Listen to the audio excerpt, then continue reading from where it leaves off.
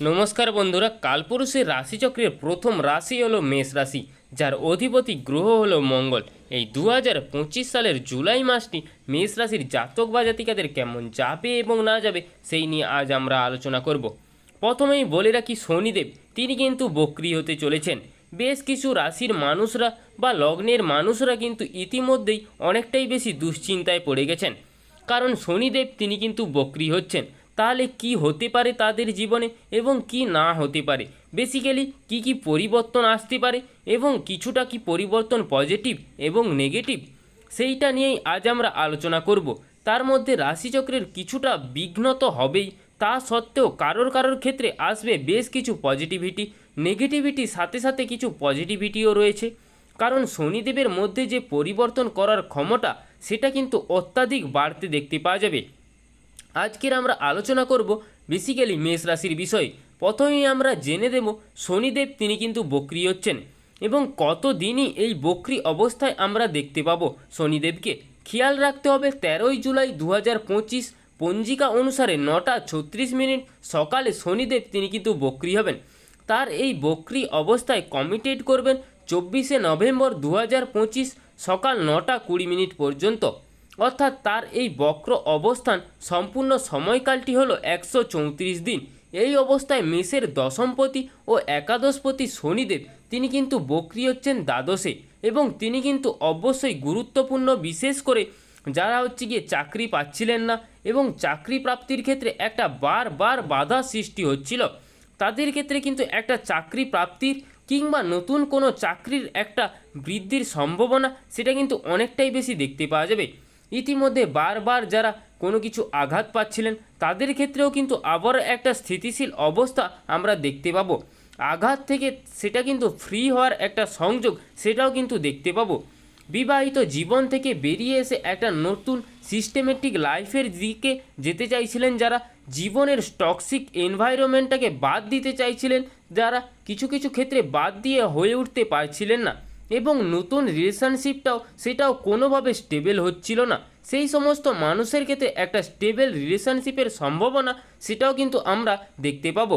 মেষ রাশি বা মেষ লগ্নের মানুষদের মধ্যে যে ইমোশনাল বা ডাউনফল হয়ে যাচ্ছিল, বিভিন্ন রকম ডাউনফল হওয়ার টেন্ডেন্সি যেটা আমরা এত দিন ধরেই দেখতে পাচ্ছিলাম, যেমন হতে পারে কর্মসূত্রে দূরে একটা ট্রান্সফার হয়ে যাওয়ার সম্ভাবনা, এটাও দেখতে পাওয়া যাচ্ছিল।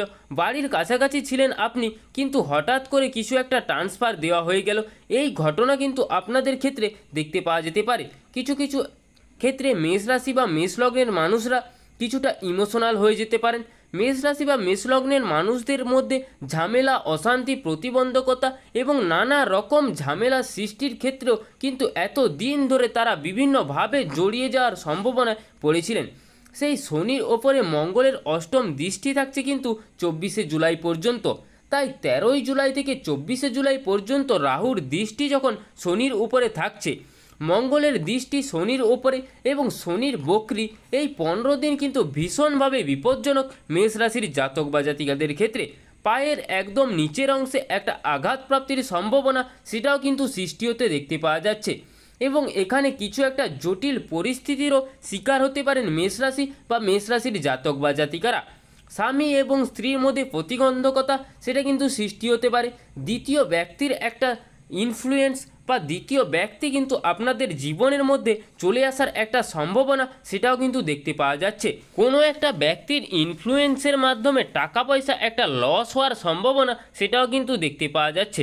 কোনো জায়গায় টাকা পয়সা ইনভেস্টমেন্ট করলে সেখানে একটা ভয়ঙ্কর লসের সম্মুখীন হওয়ার একটা টেন্ডেন্সি সেটাও কিন্তু বাড়তে দেখতে পাওয়া যাচ্ছে। ব্যাপকভাবে ক্ষতিগ্রস্ত হতে পারেন, জীবনে প্রচুর ঝামেলা সৃষ্টি হতে পারে মেষ রাশি বা মেষ রাশি লগ্নের মানুষদের ক্ষেত্রে। এই সমস্ত বিষয় থেকে নিজেকে গুটিয়ে রাখার চেষ্টা এটা কিন্তু মেষকে অবশ্যইভাবে করতে হবে। আমরা আলোচনা করব মেষ রাশি বা মেষ রাশিওয়ালার মানুষদের শরীরের বিষয়। যে সমস্ত মানুষদের বিভিন্ন রকম বৈদিক প্রবলেম রয়েছে, যেমন শ্বাসকষ্ট সংক্রান্ত সমস্যা রয়েছে, কিংবা কিছু নিউরো প্রবলেম, কিংবা কিছু পায়ের তলায় কিছু প্রবলেম, অথবা হাঁটুর পার্শ্ববর্তী এলাকার ক্ষেত্রে কিছু একটা সমস্যার মাত্রা সেটাও কিন্তু অনেকটাই বেশি বাড়তে দেখতে পাওয়া যাবে। এই সময় মেষের রিজিডিটি পাওয়ার সেটা কিন্তু অনেকটাই বাড়ছে। মেষ কিন্তু অনেকটাই বেশি ভালোভাবে কোনো কিছু কাজকে করে ফেলতে পারবেন এবং নিজের প্রতি খেয়াল কিন্তু অবশ্যই রাখা যাবে। এই ব্যাপারগুলির ক্ষেত্রে মেষকে কিন্তু অনেকটাই সাবধানতা অবলম্বন করতে হবে। মেষ রাশি বা মেষ রাশির মানুষজন তাদের কিন্তু একটা গ্রোথ সেটা কিন্তু আমরা দেখতে পাবো। এই সময় নিজেরকে গ্রো করানোর জন্য একটা চেষ্টা সেটা কিন্তু অনেকটাই ভালো রকমভাবে দেখতে পাওয়া যাবে। মেষের মানসিকতার ক্ষেত্রেও অনেকটা উন্নতি সেটাও কিন্তু দেখতে পাওয়া যাচ্ছে। বিদেশ সংক্রান্ত কাজকর্মের কথাবার্তা এগুলো কিন্তু দেখতে পাওয়া যাচ্ছে এবং কিছু মানুষ তারা ভাবছিলেন বিদেশ যাবে এবং বিদেশ গেলে একটা ভালো হবে এবং মেন্টালিটিটাও চেঞ্জ হবে, তারা কিন্তু বিদেশ যাওয়ার একটা সম্ভাবনা কিন্তু একটা ভালোভাবে দেখতে পাওয়া যাচ্ছে।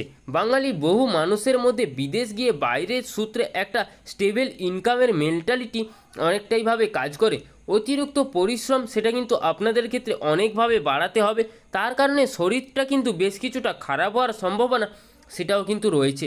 এরপর খেয়াল রাখতে হবে ব্যবসার ক্ষেত্রে, ব্যবসায়িক ক্ষেত্রে পার্টনারশিপের ক্ষেত্রে এখনও কিন্তু অস্থিরতা কিছুটা বাড়তে পারে।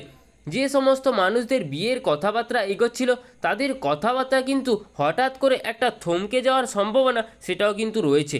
এই থমকে যাওয়াটা কিন্তু নেগেটিভ নয়, এই থমকে যাওয়াটাও যে খুব একটা পজিটিভ সেটাও কিন্তু নয়। আপনাকে কিছুদিন একটু থামতে হবে, বিষয়টিকে নিয়ে আর একটু ভালোভাবে ভাবনা চিন্তা করতে হবে, বিষয়টিকে নিয়ে আরও একটু ভালোভাবে চিন্তাধারা করতে হবে।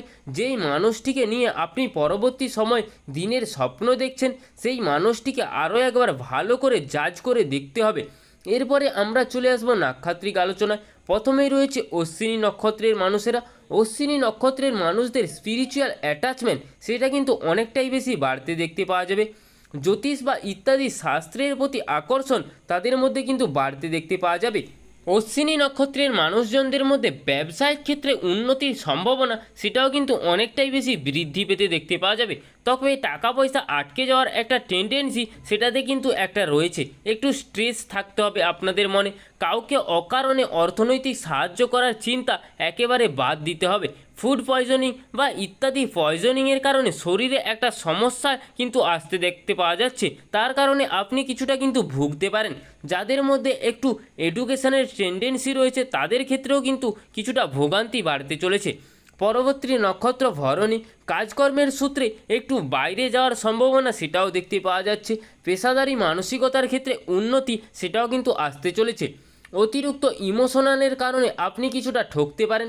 জায়গা জমি বাড়ি ভূমি ইত্যাদি ক্রয় করতে চাইছেন সেক্ষেত্রে কিন্তু করতে পারেন। গৃহপ্রবেশ করার জন্য এটা কিন্তু আদর্শ সময়। পরবর্তী নক্ষত্র হলো কৃতিকা, কাজকর্মের সুযোগ সেটা কিন্তু অনেকটাই বেশি বাড়তে চলেছে। পায়ের নিচের অংশে তীব্র আঘাত লাগার একটা সম্ভাবনা সেটাও কিন্তু দেখতে পাওয়া যাচ্ছে। এখানে রক্তপাত ঘটলেও ভেঙে যাওয়ার সম্ভাবনা কিন্তু কম, আবার আগুন থেকে একটা আঘাতপ্রাপ্তির সম্ভাবনা সেটাও কিন্তু রয়েছে। হাত থেকে কোনো ভারী জিনিসপত্র আপনার পায়ের উপরে পড়ে যেতে পারে, স্পেশালি আপনার ডান পা, কিন্তু তার মধ্যে থেকে আপনি আঘাতপ্রাপ্তও হতে পারেন, সেটার সম্ভাবনা কিন্তু অনেকটাই বেশি দেখতে পাওয়া যাচ্ছে। ব্যবসায়িক ক্ষেত্রে নতুন পার্টনারশিপের কারণে কিছু জটিলতা সেটাও কিন্তু সৃষ্টি হতে পারে। রাজনৈতিক সক্রিয়তা সেটাও কিন্তু বাড়তে দেখতে পাওয়া যাবে। প্রিয় ব্যক্তি বা প্রিয়জন এদের নিয়ে কিছু জটিল পরিস্থিতির মধ্যে জড়িয়ে পড়ার সম্ভাবনা সেটাও কিন্তু বাড়তে দেখতে পাওয়া যাচ্ছে।